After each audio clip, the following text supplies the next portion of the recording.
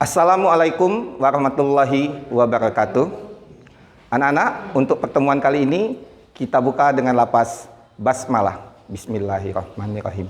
Anak-anak sekalian, pada minggu-minggu terdahulu sudah kita mempelajari apa itu mujahadah an-nafs. Kalian sudah tahu, mujahadah an-nafs itu yang kita pelajari minggu kemarin adalah bagaimana cara kita mengendalikan diri dari perbuatan-perbuatan yang tercela.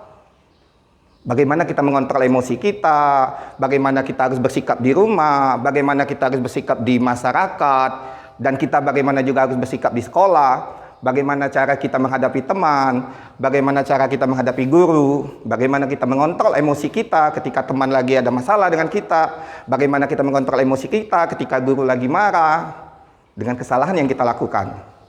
Nah, setelah kita mempelajari mujahadah an-nafs, maka selanjutnya materi kita akan masuk ke pergaulan bebas. Kalau mendengar kalimat pergaulan bebas, kalian sudah pasti tahu. Yang terpikir di kepala kita, apa itu pergaulan bebas? Mungkin anak-anak akan berpikir pergaulan bebas itu adalah perbuatan yang sia-sia, perbuatan yang hura-hura, perbuatan yang banyak menghasilkan dampak negatif. Itu benar semua. Yang ada di pikiran kalian, itu benar. Pergaulan bebas itu perbuatan negatif. Kalau dapat kita definisikan, pergaulan bebas itu adalah pergaulan yang tidak mengindahkan norma masyarakat dan norma agama.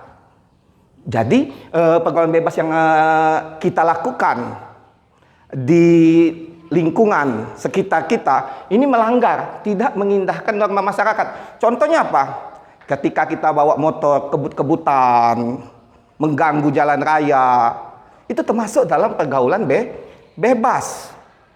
Atau pergaulan yang tidak mengindahkan norma agama. Kumpul dengan kawan-kawan, ambek gitar. Kemudian kita habis malam hari itu jam 8 malam berkumpul main remi atau main gaplek yang bisa kita lakukan sambil minum. Itu mengganggu ketertiban masyarakat, mengganggu lingkungan. Ini yang dinamakan pergaulan bebas. Ya. Apa yang dapat menimbulkan pergaulan bebas ini akan menimbulkan bahaya. Bahayanya apa? Satu, berdosa. Jelas enggak ya? Pergaulan bebas itu berdosa. Kalau sudah mengganggu ketentraman. Banyak melakukan perbuatan-perbuatan yang salah, negatif, berdosa. Kedua, menyusahkan orang tua. Jelas orang tua kita susah. Malam-malam belum pulang. Kemana anaknya? Oh, ternyata di KI sana, main motor, kebut-kebutan, entah apa yang akan terjadi. Ya, kemudian hatinya menjadi keras. Hati anak itu, hati kita yang melakukan pergaulan bebas akan menjadi keras. Dinasehati tidak mempan, dinasehati gurunya tidak mempan, panggil ke ruang BK tidak mempan. Ya, dinasehati iya baik. Tapi setelah dinasehati keluar dari ruang BK sudah selesai. Diulangi lagi. Ini hatinya menjadi keras, jauh dari jalan Allah. Selanjutnya, jauh nak dari jalan Allah. Ya, lupa sholat. Kalau sudah kumpul dengan kawan, lupa sholat. Ya, ketemu dengan pasangannya, lupa segalanya. Nanti akan masuknya ke zina itu. Ya. Kemudian doanya ditolak. Ya, jelas doa ditolak. Mau berdoa gimana? Sholat aja tidak. Yang bagusnya waktu kita menjelang maghrib itu kita kembali sholat maghrib ke masjid kemana-mana, kita tidak kumpul dengan teman-teman. Ya, nah ini pergaulan bebas. Masih banyak lagi nak ya, dampak, bahaya dan sebagainya. Kalian bisa pikiri sendiri. Dampak dari pergaulan bebas. Main motor itu dihentikan kalau itu ingin mengganggu ketentraman masyarakat, lingkungan kita. Kumpul dengan kawan-kawan, main gitar malam hari, tinggalkan. Berjudi, semuanya itu tinggalkan. Itu pergaulan yang tidak ada gunanya. Ini materi kita yang pertama, pergaulan bebas. Selanjutnya kita masuk ke materi yang kedua, zina. Zina, asal kata zina apa? Zana yasni. Ini zina. Kalau kalimat zina, yang kita dengar kalimat zina, kalian sudah pasti berpikir, ya, berpikirnya kemana? Perbuatan-perbuatan yang dilarang agama. Yang bukan mahram, yang bukan muhrim, dua-duaan di tempat yang sepi, naik motor bonceng-boncengan berdua, padahal mahramnya bukan, istrinya bukan, ayahnya bukan, ibunya bukan. Ya, karena tidak ada hubungan muhrim atau mahramnya. Maka hubungan zina ini adalah hubungan suami istri yang di luar nikah. Ujungnya ke sini nanti, nak.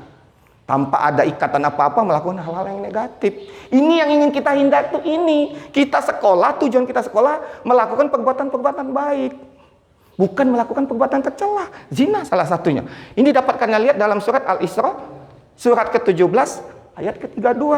Wala taqrabu zina innahu kana fahisata wa sa'a sabil. Jauhilah perbuatan zina, karena zina itu mencegah, ya. Karena zina itu adalah perbuatan keji dan mungkar. Zina, ya. Zina ini merupakan perbuatan keji dan mungkar. Maka hindarilah, nak. Kalau ditanya macam-macam zina, Pak gimana Pak zina? Kalau kami berdua-duaan duduk di bawah pohon pisang, zina itu. Gimana Pak kalau kami nonton berdua di bioskop pegangan tangan? Zina itu.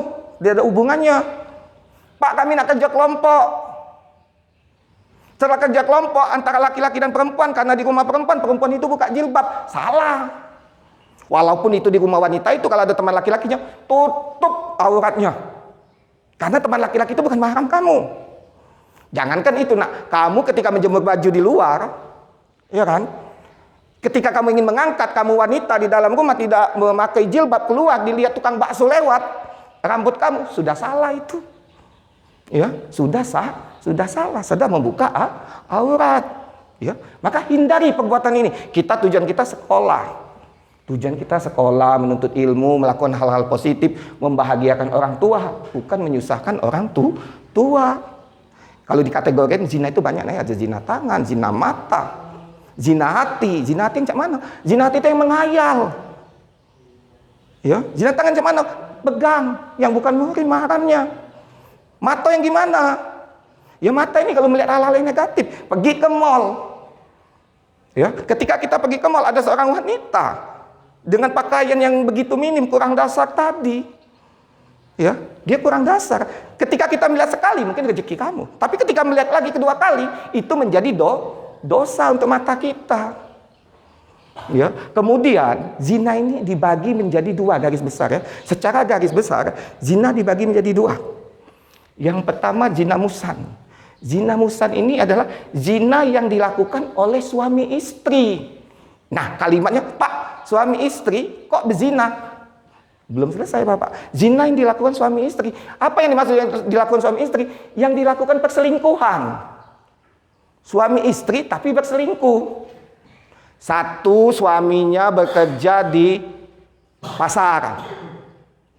Ya, satu yang laki-laki ini bekerja di pasar jual ikan. Satu wanita ini punya suami jual sayur. Karena dari jam 2 malam sampai jam 2 siang bertemu terus saling perhatian, terjadi perzinahan. Padahal kedua-duanya memiliki suami dan memiliki istri. Ini zina musan.